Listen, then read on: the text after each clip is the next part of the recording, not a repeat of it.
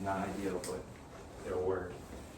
So I wanted to ask you guys a question actually about this class because we're kind of right there. We're right on the cusp of World War I. Are you guys at all interested in doing any parts of World War I? We've got these two classes. This is my understanding. We've got these two classes, something next week, and then 2 classes the first week of December, and then 1 the second week of December, right? Because that's exam week, right? So one of those will be exam week. That last one will be exam week. So we basically have 4 classes left. Okay. So you guys are indifferent. Largely indifferent? Okay. Okay. Well, if you have any thoughts, let me know.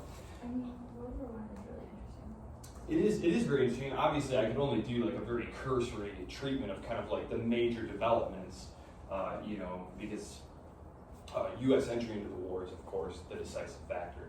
First, Britain's entry into the war is the first decisive factor because, of course, France was going to be smashed without Britain's intervention, and Britain ultimately would have been ground down and crushed had not the Americans intervened. And so, one of the interesting things when we think of like German military power, most people tend to think of like the World War II German army as being like very superior, but really pretty clear the World War I army. If we could like account for like technological disparities, because obviously the technology was more advanced. But really, Hitler's armies conquered most of Europe in like short, quick bursts against super deflated opponents who didn't really want to fight. Whereas in World War I, Imperial Germany takes on Russia, takes on Italy, takes on France, takes on Britain. Austria is just completely useless, terrible ally. Germany's fighting most of their battles too, and they almost win. If America doesn't come over there, they do probably win. Pretty wild. But yeah, so I'm going to talk today about some of the developments leading up to World War I that are specific to, number one, the diplomatic arrangements, because it's always worth recalling what we have here with the Entente powers, and we have the Central powers. And on the Central Powers side, it's pretty easy to keep that straight because they've been conjoined ever since the 1860s and the wars of German unification. Super Prussia, Germany, wanted to keep Austria-Hungary tethered to it for multiple reasons. Number one, if Austria-Hungary had disintegrated, it would have caused total chaos in southern and southeastern Europe, which the Kaiser didn't want. Really, it was Bismarck who didn't want that.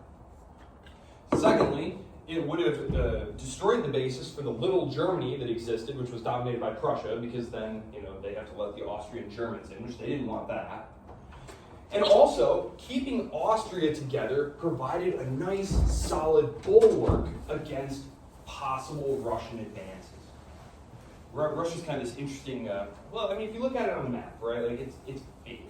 Right? And German planners are always kind of like, oh gosh, it would just be terrible, number one, if Russia didn't want to be our ally, because France hates us. France hates our guts, and we don't want to be encircled. And also, as Russia industrializes, now you've got the biggest land army with modern industrial technology. One of the things that stands out to you in studying the lead up to the war, and especially the July crisis, is German military planners are very much, I wouldn't say fatalistic, but they essentially think that, look, if Russia wants to have a war now, well, if war is inevitable, basically, maybe now is the best time to do it, because Russia is only going to get stronger as it builds up more industrial capacity. So our relative power balances are going to increasingly be unfavorable if you're sitting there in Berlin. And so if you believe that war between you and Russia is inevitable, maybe choose the least inopportune moment to start. That's the reasons for Germany and Austria being together. Germany and Austria. And initially, remember, Italy Italy is in there. Italy is part of Central Powers, but they're a wobbler. They're a wobbler. They've got problems with Austria. They've got problems with Austria. I'm going to turn this on in a second here and show you the map, but just so you can really picture the Adriatic Sea there and just kind of understand why these two are butting heads here. So Italy is going to ultimately wind up falling in with the Entente powers, but it is initially part of the Triple Alliance. So little asterisk here, asterisk here, asterisk here. Asterisk denotes Triple Alliance. The Triple Alliance.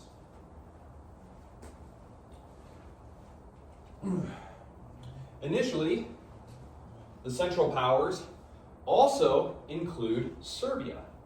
Serbia had a very close relationship with Austria, and this was under the Obrenoviches. Remember, I had said that one of the key turning points, it wasn't obvious immediately that this was a key turning point, but with the benefit of hindsight, we can see that the overthrow of the Obrenovich dynasty in Serbia,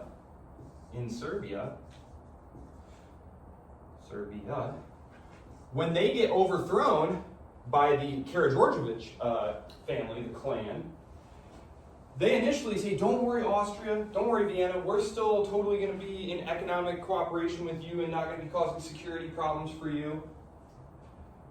Very quickly, they start to move into the Russian sphere, which leads us to the Entente powers. The Entente is based on the primary relationship between which two powers? Russia and France, indeed. Russia and France. Russia and France. So these powers are tied together by mutual defense treaties. What's a mutual defense treaty? What's a mutual defense pact? What's Article 5 of NATO? Someone attacks, they all attack. An attack on one of your allies is treated as an attack on you. Right. So it's very critical to understand when we talk about Britain, which I know I keep hedging, like I'm going to talk about Britain, It's important to understand that Britain does not have an actual mutual defense pact with Russia and France. These powers, though, do have mutual defense pacts. So Russia, why do Russia and France move together? First, critically, what happens? Because Germany, remember, Germany under Bismarck, they had a mutual defense pact with Austria, and they had a reinsurance treaty with Russia, which said, hey, we're not going to fight with each other, right? Okay, good. Okay, but in the late 1880s, 1890s, what happens? Berlin realizes it needs to choose between Austria and Russia. Why? Where do they have conflicting interests, Austria and Russia? In the Balkans. And so Berlin realizes we're going to have to choose eventually. We're going to go with Austria. This opens the door for France to immediately begin courting Russia. So what does France want out of this relationship? Why is France either the revolutionary Republican France? What do they want with the czarist authoritarian autocracy of backwards Russia? What do they want? Land. What land? Alsace. And Lorraine. Alsace and Lorraine. That's also where German Shepherds come from. That's why during World War I, they started calling them Alsatians, because you were supposed to, it's funny, when America goes to war, like, you have to change everything, right? Freedom cabbage. It wasn't sauerkraut anymore, it was freedom cabbage. It was called the German belt. You had this belt in the Midwest with, like, lots of German immigrants, and the states would pass, like, laws against speaking German on the telephone during World War I. All sorts of, like, weird stuff. But yeah, they started calling them Alsatians, not German Shepherds. So Alsace and Lorraine. Now we have the CIA to listen in on your phone call. So it doesn't matter anymore. Yeah. Yeah, it doesn't matter now. So Russia and France. Russia is interested in a couple of things. What does Russia want? Money. When I say France was providing loans to Russia to build up its industrial base, you have to appreciate, these were like the largest loans in world financial history at this point. Like, they were pouring capital into Russia to build out their railroads, to build out their industrial capacity. And France would tie its loans to specific conditions. For example, this loan is for a railway. This railway will be an east-west railway connecting Russia, populated zones, into like the Polish salient area here. Or they give Serbia a loan. But the deal was, we'll give you this loan, but you have to buy French weapons with them. So French diplomacy is very tied to economics during this period. So, let's see, Russia, France. Okay, good. Serbia, Italy, and jolly old England. Jolly old England. I'm going to put England in the middle here, the UK. I'm going to put the United Kingdom here. They, of course, do wind up on the Entente side, but it is far from clear that this is going to be the case. This period here, England has not been involved on the continent really since the 50s, when they fought the Crimean War. They, of course, are a major, diplomatic player. Anytime there's a big congress or anything like that, Britain has, pride of place. They are the world power at this point. And this period is called splendid isolation. Britain has no continental commitments. Remember, in the past, Britain was always having to fight wars on the continent, always getting involved on the continent. But now they can just sit back, let the continent's balance of power do its thing, and Britain can get on with its mostly commercial activities in the rest of the world, getting rich, dominating world trade. Well, the UK is going to have a war, a colonial war. This colonial war was the Boer War. The Boer War. Now, the Boer War was 1899 to 1902. Although there would be some mop-up operations going on. It was fought in South Africa. Now, what's interesting here is Britain had been fighting lots of colonial wars. They had fought the Afghan wars and African wars. They had fought all sorts of colonial wars. But what had happened in all these wars? Britain crushed them, right? Britain's just machine gunning all these, helpless people, and it's like, Britain is all powerful. No one can defeat us. This great sense of security, this false, as it turns out, false sense of British invulnerability. South Africa, gold is discovered in the Dutch provinces controlled by the old Dutch settlers, and there is a movement to conquer these places. However, the British send, the forces down there, they get crushed multiple times by these essentially, like, if you want to imagine, like, cowboys, like, that's basically what they are. Just these, like, cavalrymen armed with, like, the newest German artillery and machine guns, and they just wipe the British out in multiple battles. And Britain does eventually win, but they wind up having to send hundreds of thousands of troops down there. It takes many years. They have to use concentration camps, because, so concentration camp, what's a concentration camp? When you are facing an insurgency, what you need to do is you need to separate the insurgents from the population, from whom they are indistinguishable, right? How do you tell the insurgents apart? They're all just farmers. But then, by night, some of them, dig their guns up out of the ground and start, raiding and marauding. No, what you do is you bring all the civilians into these camps. This is not voluntary. These are like prison camps, basically. You keep them there and keep them under lock and key. And now, anyone who's not in there is treated as a hostile, right? But this takes a long time, and it's, well, basically, this war super freaks the British out. Because there's all sorts of panic that, oh my gosh, all our resources are tied down in South Africa right now. The Russians could be making moves on us in Central Asia, and we'd be able to do nothing about it. The French could be causing problems for us in Africa, and we'd be able to do nothing about it. It really shakes that sense of British confidence. And it's very little surprise that immediately after this, London starts trying to put to bed its nasty relationships with Paris and with St. Petersburg. So, two critical things happen here. The British decide to end its period of isolation by starting to engage in some agreements. The first one they strike is in 1902. They decide to sign a mutual defense pact with Japan. UK and Japan. This is why Japan winds up nominally on the Entente side during World War I. I'll speak a little bit about that, because it's important for understanding the breakdown of the League of Nations in World War II and stuff. But basically this is a very carefully drafted treaty. What it says is, in the event that either of us is attacked by two or more other powers, then the other one will come to their rescue. Will come into the war as well. Critically here, London is thinking there is a war that's probably going to happen, and it's going to be between Russia and Japan. And we want Japan to crush it, but we don't actually want to expend any resources there. So if it's only one-on-one, then the mutual defense is not in play. But if two or more powers start fighting the ally, then you have to get involved. So in 1905, when Japan and Russia fight, the UK doesn't have to get involved. But the idea here is, look, our resources are terribly stretched right now. We can't afford to be investing lots of naval resources in the Pacific. So we're going to hand that duty over to Japan. In 1906, right? 1904, 1907. In 1904, then, the Entente Cordiale.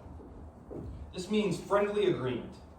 This means friendly agreement with France. This is where Britain says, look, our major headache in the colonial sphere in Africa is the French. The French are always causing us problems in Africa. And we want to make sure that we are not getting distracted and having to dump resources into Africa in order to protect things like the Suez Canal. Remember, this had been a French-built project that Britain was like, that's a swell canal you've got there that can connect us to India. And then, Britain just took it. So the French want very badly, so the French want two things. The French would like to have Britain's support against Germany, and they would also like British help enforcing their claims to a place called Morocco. So, what the Entente Cordiale says here is, okay, Britain, the past is the past. You can have Egypt, you can have the Suez Canal. We won't cause any headaches for you anywhere in Africa anymore. But we want you to help back us up on our claims to Morocco. Germany also has its eye on Morocco here. In 1907, so the goal here for the French is to just say, hey, what's the cause of conflict between us and Britain? It's colonial stuff. So if we want a good relationship with Britain, if we want to be able to kind of entice them into our sphere, into our alliance network here, we need to put the colonial issues to bed in a way that satisfies Britain. Britain doesn't care about Morocco, does care greatly about the Suez Canal because of India. That explains pretty much everything. India.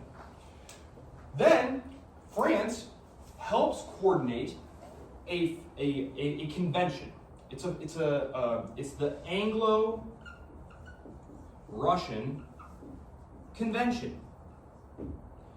Now, the point of the Anglo-Russian Convention here is, remember, Britain's always paranoid that the Russians are going to, steal a march on India through Central Asia. The point of this agreement here is to say, okay, no more of that. We're just going to create a buffer zone, and you'll have a sphere of influence over this part of the buffer zone, and we'll have a sphere of influence there, and we can all be satisfied. So Britain here is trying to secure its colonial interests, right? They're trying to secure its colonial interests against its two chief antagonists. Now, this is largely accomplished here. At the same time, something has been going on in the background. The German naval buildup. Germany has been trying to build a massive battle fleet. Now, the problem with Germany having a massive battle fleet is that it is going to be stationed about 90 miles from Britain. So this is going to be a huge problem because now Britain has to keep more of its naval resources in home waters.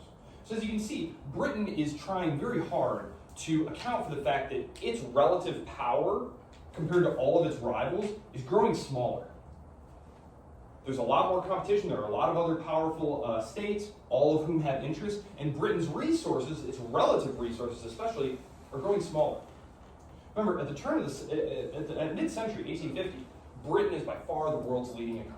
No question. 50 years later, it's third. The United States, zooms past them, and Germany also, unified Germany also zooms past them.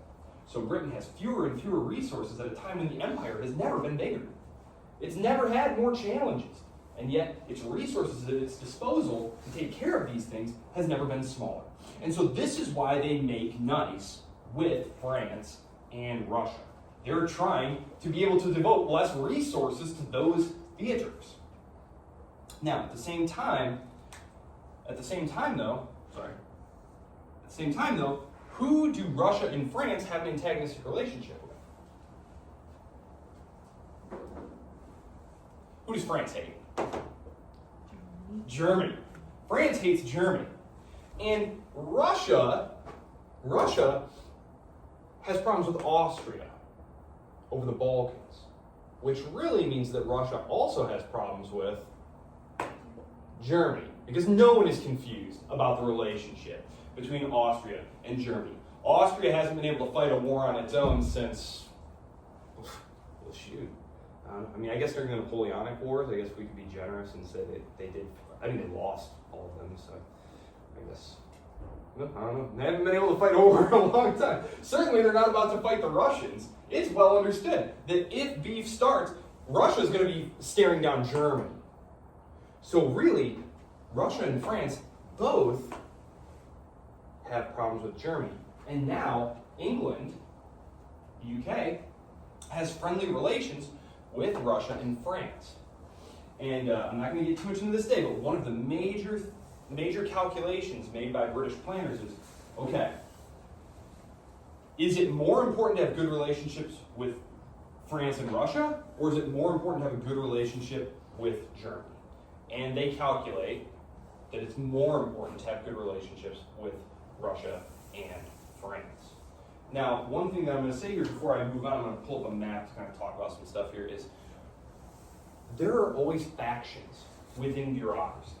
We are talking here about highly developed bureaucratic states. And a lot of times here, what we're talking about, I'll give you a great example. In London, Grey is the foreign minister. And within his department, there are two factions who are battling for influence. There's the Grey group, who are very anti-German. Very anti-German. One of the most famous among them is Eric Crow. Eric Crow. Actually, on your phone, you can look up, or on your computer, you can look up the Crow Memorandum. And it's this policy paper. It's all very modern, right? They commission a report, they write up a policy paper, and he basically says, look, Germany is a huge threat to England, and they're always trying to manipulate our allies into causing problems for us and stuff. It's very fun. It's called the Crow Memorandum. It's 20 pages long. And it is it's hilarious because he talks about all the things that are going on in the world, and anytime he talks about something Britain has done, conquered this province or taken this territory or something, it's and this was all good for the world, because everyone knows that Britain is a good and beneficent power, and everything that we do is most excellent. And then anytime Germany tried to do something, it was presented as this just outrageous breach of international peace or the norms, and it's hilarious to read. But there's another faction who's actually anti-Russian. Remember, going all the way back to the 1820s and 1830s, it had been anti-Russian policymakers who had carried the day. It was only in basically the decade right before the outbreak of war that this anti-German group gains the ascendancy in the bureaucratic infighting and is able to grab control of the policy-making levers. So when I say London did this or they did that, understand this, they're not some monolithic black box that says British foreign policy, anti-German. No, there were policy debates going on, and it just so happened that in that bureaucratic infighting, the anti-German forces were just better at politicking. They were able to get more of their people in positions of authority and decision making. So, those are the big ones here. This is the end of Britain's splendid isolation. Now they have a mutual defense treaty with Japan, and they have friendly understandings. That's what these are. These are friendly understandings. Britain has the freedom to say no. They don't have any legal obligation. And when we talk about the decision for England to go to war, they're very clear that it is a moral obligation, not a legal obligation.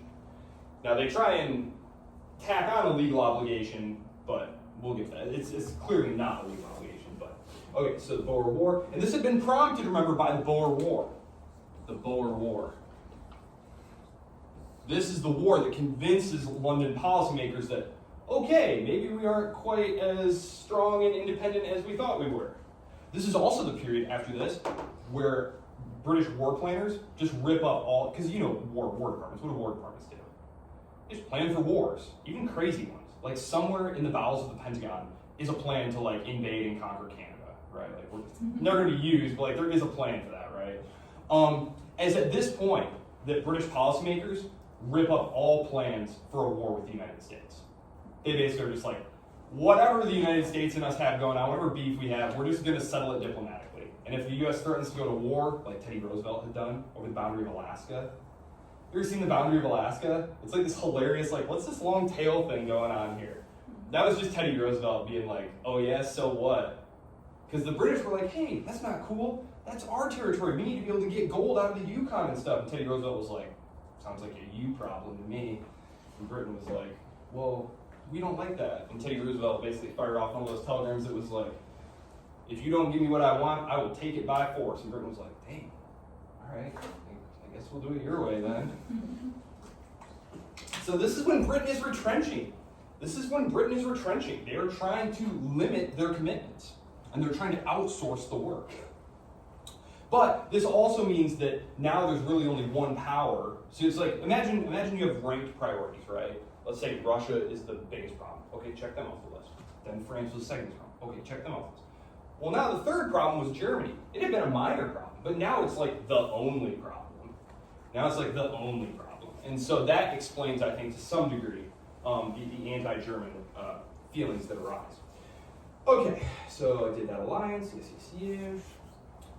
Okay, while all of this is going on, of course, we have multiple wars going on. This is a period of just, things are constantly happening during this period. It's kind of miraculous that there wasn't a general war for as long as what happened. So 1905 here, I'm going to move this down a little bit. I'm going to move this down just a little bit. Yeah. 1905, let's just do wars. So this is the end. The end of splendid isolation. This right here is how Britain winds up closely involved with the Entente powers that they had previously wanted nothing to do with. Nothing to do with. The idea of agreements with Russia and France, it's unheard of. Okay, so that's how that happens. In the meantime, there's tons of war going on. The first one was in 1905, the one that we're interested in 1905. Which war happened in 1905? Japan, Russia. The Russo-Japanese War, and who won? Japan by a lot. By a lot. Yes, they did. By a lot. A hilarious defeat. Because remember, this is critical to understanding why there's so many arms built up and things going on, is technological advances are happening so fast now that you need the absolute most modern technology or you are going to be toast. The Japanese defeat 2 incredibly large Russian fleets without losing a single ship, and it is not remotely close. Well, they didn't lose a single ship. It obviously wasn't close. But just the maneuverability, the ships are coming in line, they're able to swing around, cross the T, which means all the guns of all the ships are able to broadside this line, and just take them out one by one. Terrible. So, 1905, Russia. Now, Germany takes this opportunity to test the Entente, okay? Because Russia is incapacitated by this war and also by revolution. The first Russian Revolution happens in 1905 as a result of this. So I'll have another up here called revolutions. So there's going to be a bunch of those too. Revolutions. oh yeah, so I should put First Russian Revolution. Now, this one is basically like a bourgeois revolution. What they're trying to do is they're trying to force a constitution on the Tsar. Say, okay, Tsar, I think we've seen quite enough of you running things here. Now, you're going to be the figurehead, and we'll make all the important actual decisions. You know, we, the leading industrialists and military men, we'll make the decisions. The Tsar does accept this, but it's very reluctant that he accepts this. And in the years that follow this, he slowly works to try and undermine things like the Duma, the Representative Assembly, trying to undermine them, to take more power back into his own hands. And he's relatively successful in doing this. But Germany decides to try and use this moment of Russian weakness to test the alliance. So there will be war, and then we'll have crises. And this means diplomatic crises. Okay? And I mentioned that Morocco was a point of concern here. I'm gonna pull up a map here real quick before I move on, so I'm just gonna show you guys the stuff that I'm talking about here. Map-wise. Alright, we have to turn it off.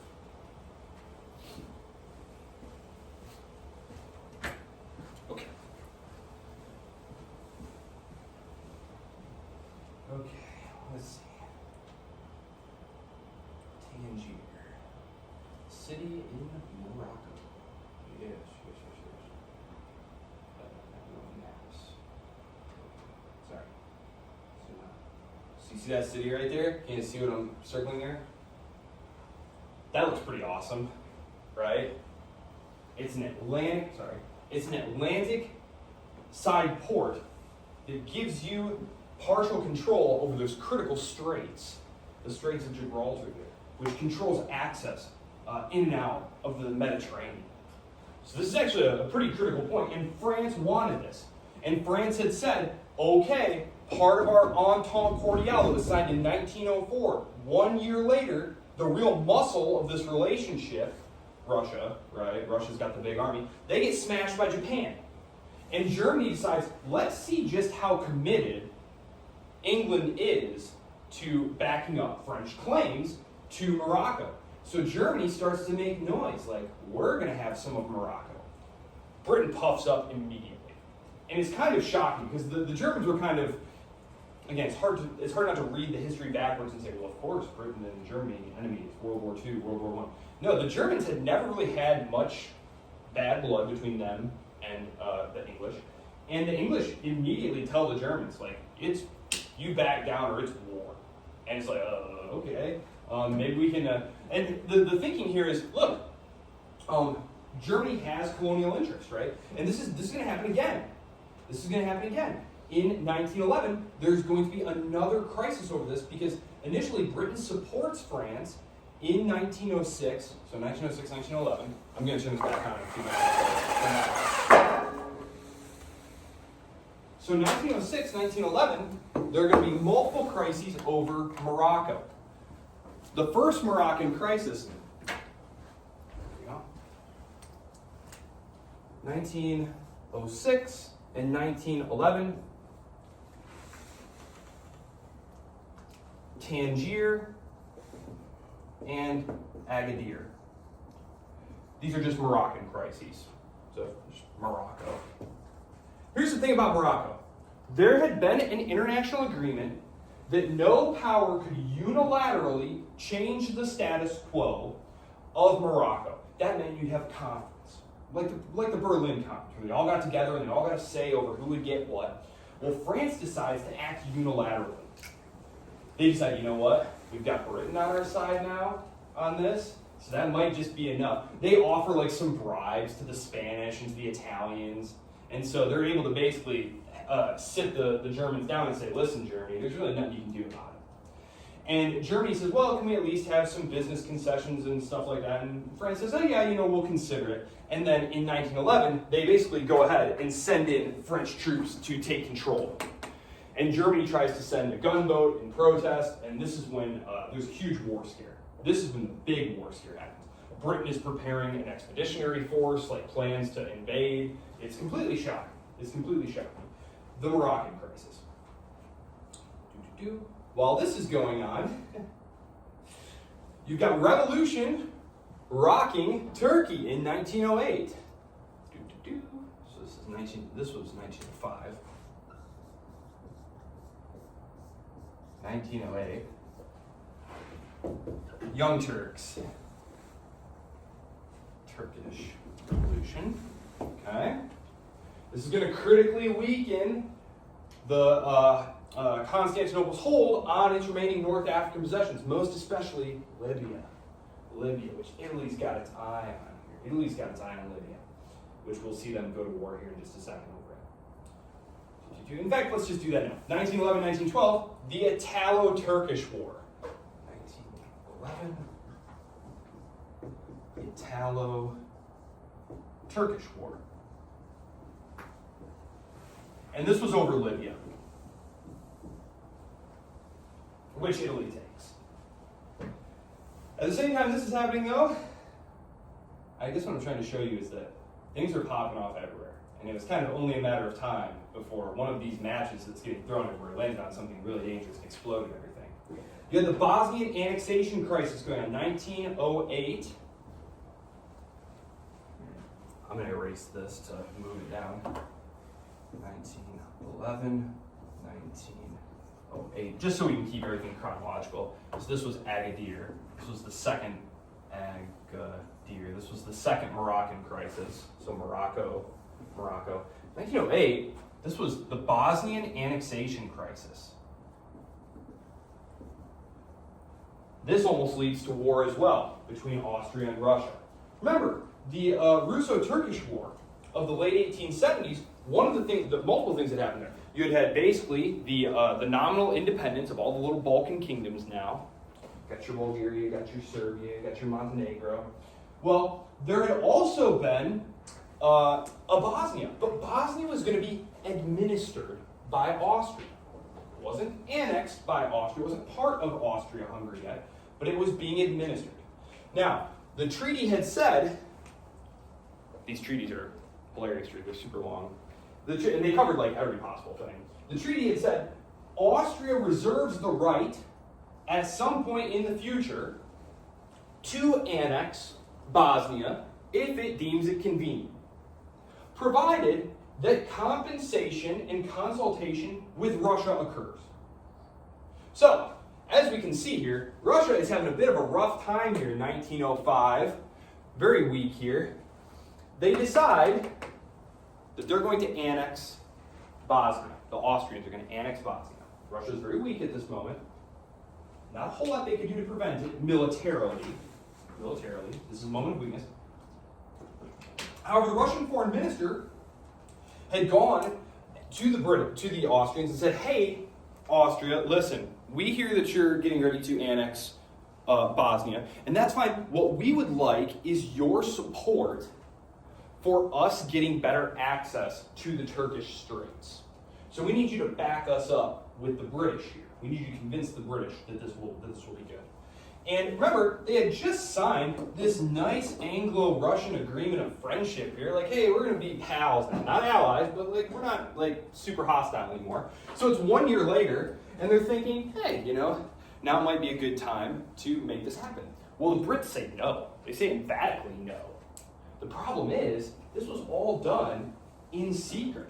So on the one hand, you had Austria saying like, okay, we're annexing Bosnia, and now the Russians, who had already agreed to it, but are now going to get nothing out of it, basically, they need to spin for public relations purposes, and they basically said the Austrians tricked them. Those crafty Germans. They tricked us. They tricked us into giving up Austria and then stabbed us in the back, which is not at all what happened. But they need to protect their jobs and stuff, and the foreign minister is trying to do damage control here. So it's mostly him and the Tsar's fault. They say, Austria, you better not do this now that we're not getting something out of it, or else. And they're like, or else what? Why don't you go talk to Berlin and see about what's what? And Berlin makes it clear that no, we'll fight you for sure. And Russia's like, oh, darn. But so that's what happens there. So okay, Italo-Turkish War, the Bosnian annexation crisis, the First Balkan War. First Balkan War, somewhere. Yeah, okay. First and Second Balkan Wars, 12 and 13. So more war. Okay. 19. Well, it's basically 1911, 1912, but I'll just put 1912. 1912. No, you know, I am going to put 1911, 1912 because that'll help you to connect the Italo-Turkish War to it.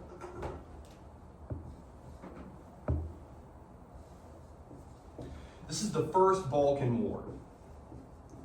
Remember, crisis has struck the Ottoman Porte. It is weak. There's a revolution. Their hold over their African territories, the remaining African territories, has never been weaker. The Italians decide to move in on Libya, and they very easily take it. And this basically signals to all the independent states on the Balkan Peninsula, like, now is our chance to go for it as well. They've just been battered by the Italians in battle. They've been kicked around. There's political instability. They go for it, and they win. They drive Turkey almost completely off of the European continent. Bulgaria actually looks like it might be about to capture Constantinople, which causes a lot of panic in Russia because it was like, oh my gosh, this is going a little too well. This is going a little bit too well for our little client states here. They don't. They wind up running into some pretty stiff resistance there. But and then in 1912,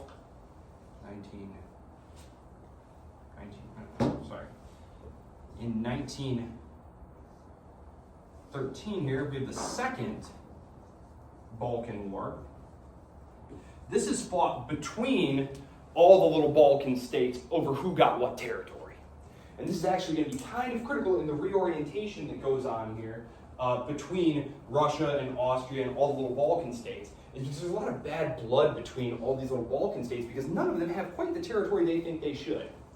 You know, Romania thinks they should have a little bit more of that territory. Bulgaria thinks they should have a little more of that territory. Serbia obviously thinks they should have a lot of Austria's territory. So, the Balkan War, the Second Balkan War. Serbia is the big winner out of that war because it basically convinces all the other Balkan states that, oh man, Bulgaria, we all did a lot of work, but Bulgaria got all the good stuff. We should basically gang up on Bulgaria and take their stuff, and they do. And so Serbia comes out much bigger, much stronger, and it totally freaks Austria out. Because Serbia has gone from being this tiny little thing like a decade ago to now being like a pretty good-sized kingdom right on its border, with tons of manpower. Like, they're mobilizing hundreds of thousands of troops now. And they've got tons of modern weapons, courtesy of the French. Remember, the French were giving them loans. The French were saying, here's some loans, you have to buy French weapons. Gotta stimulate our manufacturing industrial base here. But that's going on there. And so this super freaks Austria out. German naval expansion. Yes, this whole time in the background here, 1898, crisis. Crisis. I don't know about crisis. It's a thing. It's a thing that's happening. It is kind of important. So in traditional explanations for why World War I happened, it was that Britain was terrified of German naval might, and that they fought the war to crush the Germans who were trying to, conquer Britain's place as a world hegemon by defeating its naval power. In 1898, the Kaiser and his government do start a massive naval buildup. However, the British very quickly mobilize their resources and start to match it. And by 1912, Berlin gives up. They give up. They never remotely come close to challenging Britain's naval preponderance. Britain, at the outbreak of the war, has a ratio of 2 to 1. 2 to 1 in terms of naval ships and tonnage. So it's not close. But it does turn British public opinion pretty decisively against Germany during this critical decade, right? During this critical decade where Britain is making nice with all of its old enemies, you've got Germany engaging in this like very bellicose, kind of menacing seeming things. It's like, wait a minute, naval stuff's that's our stuff. Naval power is our stuff. And again, you're looking at the map of Europe, and it's like, this fleet is going to be parked like right next door. It's just, there's all sorts of like invasion literature that becomes like really vogue at this time. And it's not French invasion literature, it's German. It's German invasion literature. So there's like all these like, I don't know, like, I'll try to find one of them. I'm sure I find it.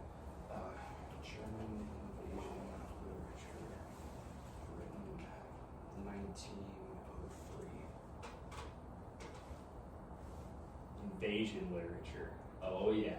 Gonna be angry Wiener Schnitzel cartoons. It was oh man, yes, there's all sorts of good stuff here. The Great War in England, 1894. The Invasion of 1910. This was the big one. This sold a ton of copies, and this was published in 1906. And again, you can imagine that, like, here's jolly old England peaceably just doing its thing, and now, oh my God, these hordes of barbarian Germans are pouring over, polite, lovely England. It's just kind of stuff like that. I don't know how much of like China literature you guys read, but like there's all sorts of books about like when China attacks. It's like one of the books, like when China's gonna like invade America and like take over. But that does help foster a more receptive public when you've got all these scare stories about like German military buildups, and you've got these popular books that talk about Germany invading your country, and then the government says, well, we need to raise some taxes to build more ships because Germany, and everyone's like, well, yeah, I heard that Germany is super dangerous. They might even like invade us and stuff. So yes, and it was very common too for people in the foreign service departments to place articles in publications, basically giving out their point of view. So you'd have like allied papers, so it's like a press battle. You hear about like popular opinion in the press and stuff. These papers, some of them would be aligned with different groups. For example, in Russia, there was a very strong pan-Slav nationalist press who every day they're publishing things about the perfidy of the Germans and how dastardly those Austrians are and how oppressed those poor Serbs are and how Mother Russia has to protect Slavdom and Orthodoxy. But then you'd have another part of the press, which was in Russia called the conservative press, who said, no, you big dummies, who cares what happens there? If we go to war, we're probably going to lose, and it's probably going to cause a revolution, just like it did in 1905. And this time the revolution might not be a bourgeois revolution, it might be like one of those nasty socialist ones that takes all our property away. You guys are crazy, we need to focus on building up a strong Russia. No more foreign policy adventures. And so there's battles of opinion there, and unfortunately, all of the restrainers and retrenchers in all the countries lose out to the much more hawkish elements. So, as this is going on, Germany has a war plan. Germany creates a war plan. The Schlieffen Plan. The Schlieffen Plan is created. Let's see. Do I have all the wars I need? I got all of this war, and these are all the wars going on there. Revolutions. There's also a revolution in China at this time, although that doesn't really bear on us terribly. There's also a revolution in Mexico at this time, so it's just kind of interesting. This was 1912. This was 1913. Wow, I think so.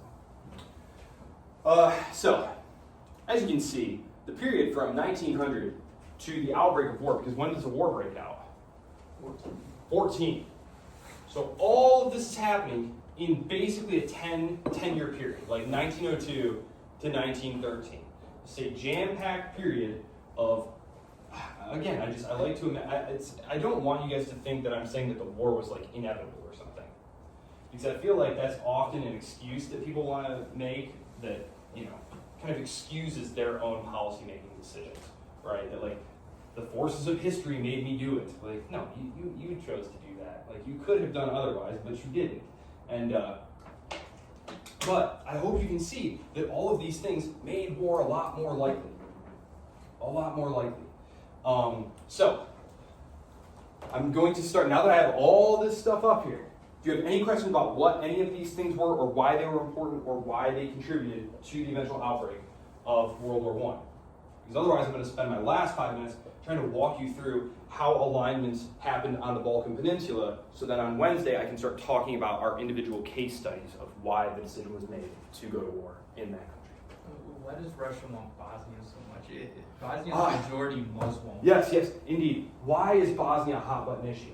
Okay, so again, Bosnia is part of like the Serb lands, right? It's part of what's going to be Greater Serbia, so we have to think about pan-Slav nationalism. The idea that the ancient kingdom of old Serbia, which was destroyed many centuries ago by the invading Muslim Ottomans. That's why there's Muslims there now. As you said, it's majority Muslim. But that is part of ancient Serbia, right? Okay, so that's one element. So there's a big press and public opinion element to it in Russia. Because remember, part of the Russian national identity is that they are the protector of all of Slavdom, right, which is the Balkans area here. And of course, they have geopolitical reasons for this policy. They want to dominate that area, both to keep Austria out and to help them zero in on controlling the Turkish Strait, which is the long-term goal here. Then there's the actual nuts and bolts of what happened. Because of course, Bosnia had been being administered by Austria.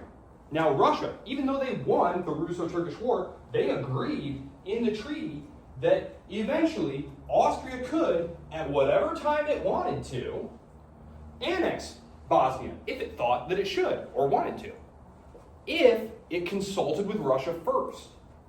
And Russia, it was expected that Russia was going to be able to get something in exchange for this.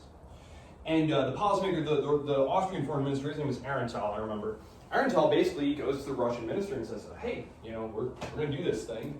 We're going to make it public here in a couple days, but we just want to let you know we're going to annex Austria. And the Russian minister says, okay, fine, totally cool. I believe it was Zvolsky at this time, not Sasanov, but he says, no problem. What we want is we want you to help convince our new friends, the English, to let us have more access to the straits, to let our warships go in and out as we please. And Arental says, fine, sure, we'll put in a good word for you with the English, no problem. You say you guys are tight now, so no problem. And so they announce, we're going to annex Austria, and it's okay, everything's fine. And then the Russian minister arrives in London and finds that London's sorry, we're not that friendly. That's not about to happen here. And so he's kind of out on a limb here, right? Here's this Russian policymaker who has basically sacrificed something that is important for domestic political reasons. This is probably going to cost him his job, right? You just traded away part of ancient Serbia for nothing. Now, you could have traded it away with no problem if it had gotten you access to the straits, but now all of a sudden you're standing there with nothing. But the thing is your agreement with Zvolsky, or with Arental, that was all just word of mouth. That was all just talking. So he then says, because Russian opinion is outrage. How could the Austrians do that, those sneaky German dogs? And he says, yeah, totally. I got tricked. Yeah, that's what happened. I got tricked is what happened there. That's not what happened. He was perfectly willing to trade it away for access to the straits. The English said no. And so basically to protect himself, that would have ended his career. He basically says, no, it was actually the Austrians. They tricked me. I didn't miscalculate. I just got tricked. And of course, Russian opinion is outrage. Number one, because you traded away part of ancient Serbia, part of the Slav lands, to a geopolitical foe, the Austrians, for nothing. And so that just becomes kind of this. And so this is a major reason that when the next crisis occurs in Bosnia in 1914, the Tsar's government feels like they can't back down for domestic political reasons.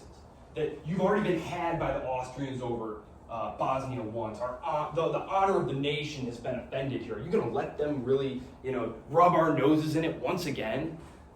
So that's why Bosnia winds up being important, the Bosnian annexation crisis, because that happening in 1908, that has a huge impact on policymaking considerations for domestic political reasons in 1914, when the Russian government is trying to decide how to respond to Austria's ultimatum to Serbia. Other questions? It's on a visit to Bosnia that the Archduke is assassinated.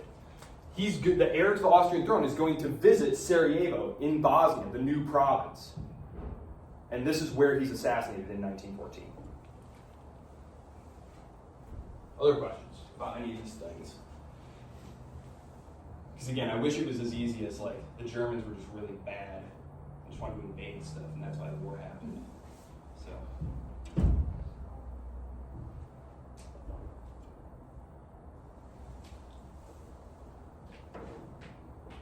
suppose I can dispense. I think, with Japan here fairly quickly, and we won't talk about Japan really again. Japan decides to get involved in World War I for a pretty simple reason. China, and so let's think about the map here, right? Let's think about our map of the world. Japan is over there. Actually, let me write it up here. I'm going to list all the countries that wind up on the Entente side during the war. So I have 2 minutes. 2 minutes. So, Japan winds up on their side because Japan, so you got France. So you got France, Russia, you've got Serbia, you've got the UK, you've got Italy, and you've got Japan, and also China. China agrees to get involved in the war on behalf of the Allies. And so the Chinese send tens of thousands of laborers to run the factories of Western Europe while most of their guys are off at the front. They have manpower shortages. In exchange, China wants its sovereignty back. They want all of the foreign powers who have carved out ports for themselves and treaty exceptions and all this stuff. They want that stuff back. Woodrow Wilson promises that will happen. He's not able to deliver. And this causes a lot of problems there. But he's not able to deliver because Japan, Britain's ally, they get into the war because they realize no one expects us to help fight this land war, and we can just gobble up all of Germany's colonies over here in the Pacific. This is great. So they do.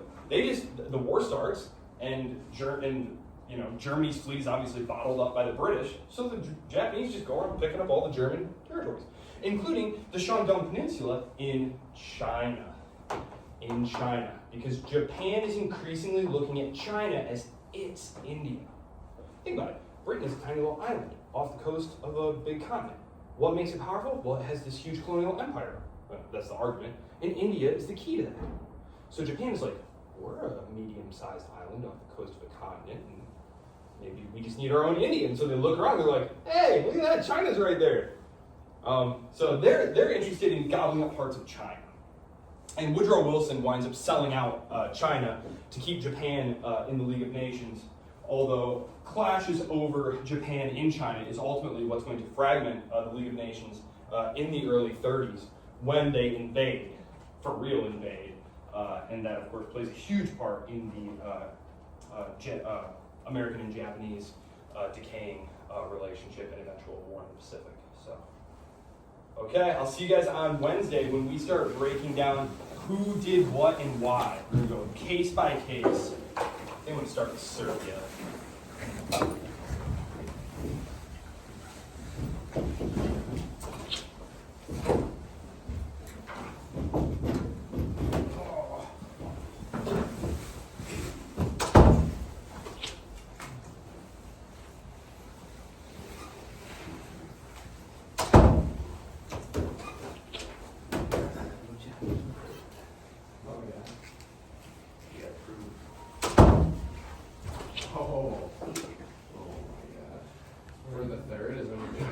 Yeah, I think it's the last one. So we gotta start practicing. It's gonna be rough as of now. Really?